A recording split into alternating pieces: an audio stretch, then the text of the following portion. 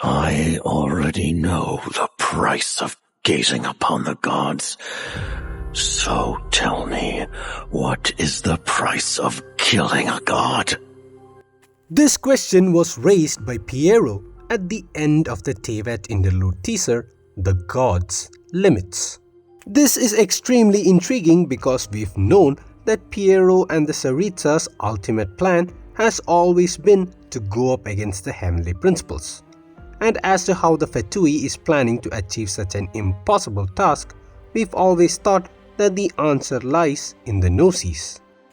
But with the release of the book Hymns of the Far North, where we were introduced to the story of the third descender, it could be possible that the 7 Gnoses might not exactly be the entire backbone of the Fatui's plan. Like we suspected for so long, and as was hinted in the book, the 7 Gnoses might be being collected just to bring back the third descender, who might have been the Tsaritsa's long-lost lover. But if not the Gnoses, then what exactly is the Fatui's plan for going up against the heavenly principles?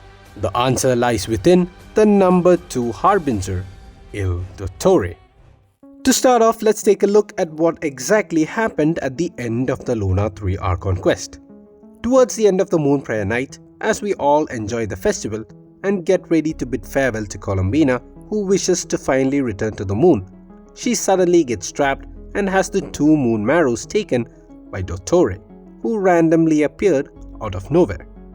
After harnessing the powers of the moon, Dottore stops time, freezing everyone except for the traveler, who then engages the doctor in combat.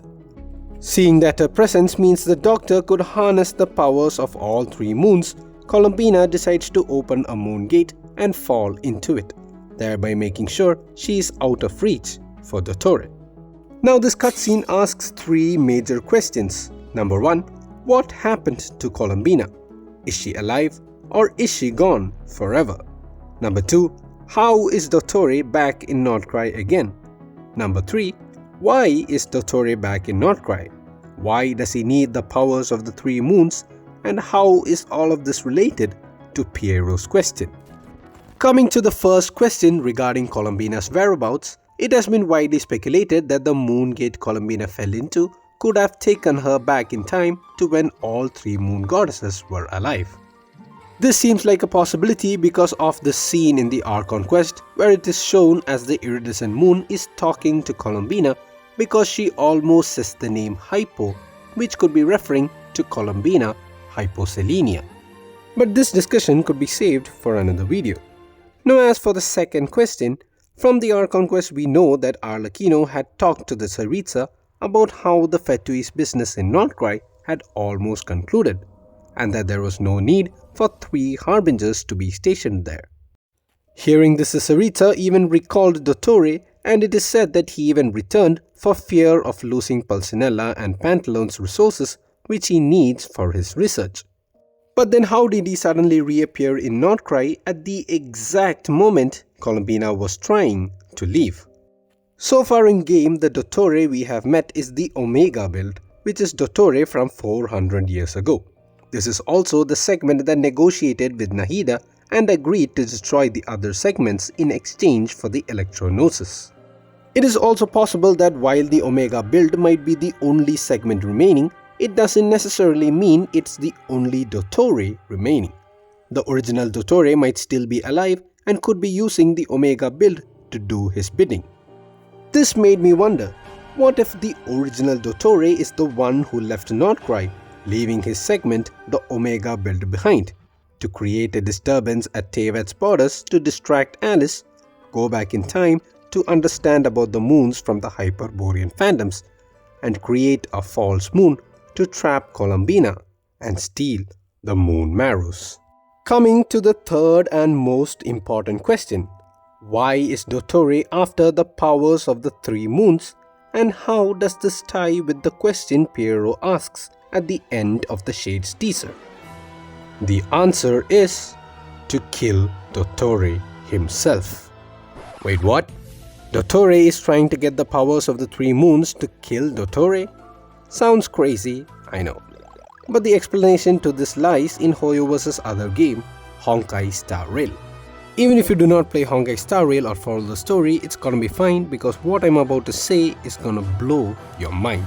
From the recent version 3.7 of Honkai Star Rail, we learn of a character named Xandar I Kuwabara, who was a scholar with an insane amount of impressive feats to his name.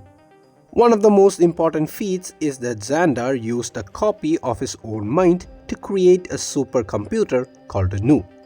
He created Nu and removed its humanity, turning it into a perfect being, which resulted in Nu ascending to Aeonhood. That is, this dude Xandar literally created a god. Seeing that his creation Nu became an all-knowing perfect being, he believed that would restrict free will and discovery, so he sought to destroy it. Also, when Xandar was ultimately killed, his consciousness split into 9 fragments, each containing his flaws, and was tasked with destroying Nu. One such fragment of Xandar, named Ligus, even discovered this huge robot thingy called Iron Tomb and tried to use it to kill the god Nu. So basically, what I'm saying is that Xandar created a god, despised his own creation, and then tried to kill it. Now correct me if I'm wrong, but by now most of you must have felt that Xandar I Kuwabara awfully reminds us of a character in Genshin Impact, and that's none other than the man himself, Dottore. I mean, think about it. Xandar was split into 9 fragments and Dottore made different segments of his own body. Also, if you take a look at the Pale Flame artifact set, it says that even before being recruited into the Fatui, Dottore had talked about creating a god, as long as he had the sufficient resources and time. And surely enough, he did indeed create a god, the everlasting lord of arcane wisdom, using Scaramouche and the Gnoses. What's even more interesting is that the name Xandar I Kuwabara can be written as Xandar 1K, and if you remove the AR from Xandar and replace the 1 with I, it reads as Zandik, which is coincidentally Dottore's real name. So now the similarities between these two characters are absolutely crazy. Xandar I Kuwabara and Zandik are very similar in names as stated above. Both Xandar and Zandik split themselves into fragments or segments. Both of them also created a god using themselves, that is, Xandar I Kuwabara created Nu using a copy of his own mind, and now Dottore could be creating a god using a copy of his body, his Omega build, by harnessing the powers of the 3 moons. This makes it impossible to not consider the fact that just like how Xandar I Kuwabara was trying to kill Nu, the god he created, what if Dottore is also planning to kill this new god that he is going to create? According to Alice, we know that Dottore is attempting to transcend his destiny and finish an experiment that only a god might complete.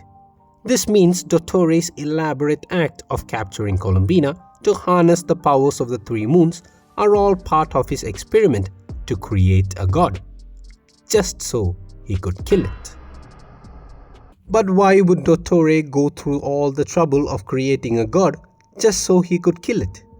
To find out. What is the price of killing a god? All of this could be part of Pierro's plan, a follow-up to the question he asked at the end of the Shades trailer. All of this could be Pierro's way to see what happens when they kill a god. All of this could be Pierro's method of challenging the heavenly principles. This could also explain the scene we saw at the end of the Harbinger trailer. So, where's the segment in the prime of his life then? He's busy with a little experiment in blasphemy. Blasphemy means an insult to divinity, and here Dottore's experiment of creating a god just to kill it is nothing short of blasphemy, and might have been what was referenced in the Harbinger trailer years ago. But one question that still remains is how exactly are they planning to kill such a god? The answer is the Traveler. In the Lunar 3 Archon quest, the Traveler, being a descender, was the only one who wasn't affected by the time freeze. Moreover, the Traveler held their own against the number 2 Harbinger, who has now the powers of 2 moons, when there was a time they struggled against the number 4 Harbinger. It could be possible that in order to defeat a god made with powers of this world, they might require the powers of a descender who doesn't belong to the very same world. And if the traveler does indeed succeed in defeating such a god, then the long suspected possibility of the Fatui trying to make the traveler join their side in the fight against the heavenly principles might just come true. And that, guys, could be how Dottore's experiment in Nod Krai might have completely exposed Pierro's ultimate plan of killing a god.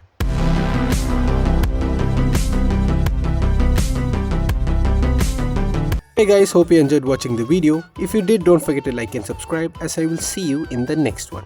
Bye bye.